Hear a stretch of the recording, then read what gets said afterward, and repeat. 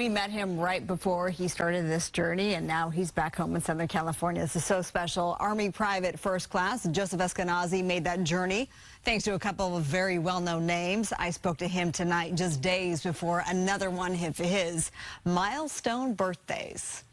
I'm very appreciative. U.S. Army Private First Class Joseph Eskenazi, full of gratitude for Amtrak and the Gary Sinise Foundation for sending him, the oldest living Pearl Harbor survivor, to a place he figuratively helped build but had yet to visit, the World War II Museum in New Orleans.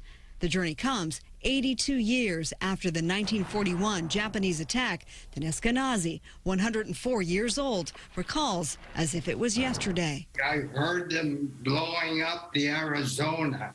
That was tremendous. It vibrated throughout the island. Eskenazi speaking to me with his daughter, Belinda Mastrangelo, by his side, back home in Southern California, fresh off their unforgettable trip.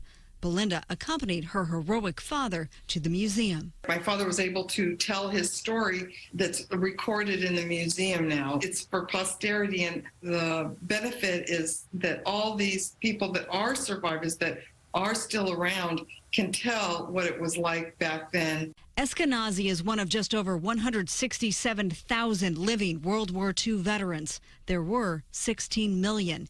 He is that special. And about that memory of the battleship USS Arizona, Eskenazi says the museum authentically captures that devastating moment. Not only the vision, but the sounds that they created with it. They were almost perfect, identical to the sounds that I heard during that attack. Eskenazi says reliving it was quite literally chilling. It showed all over my body, the chills that I felt when I heard the sounds of the bombs falling.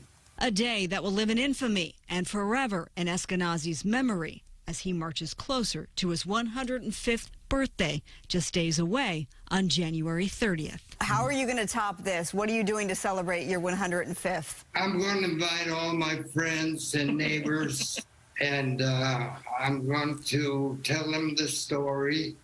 He's going to tell them the story. This will be his second 105th birthday cake. As you saw in the piece, Eskenazi was treated to an early birthday celebration when he was aboard that Amtrak train heading to New Orleans. And you've been following this story since day one. Yeah, and this really, again, all goes back to the Gary Sinise Foundation, and they found him.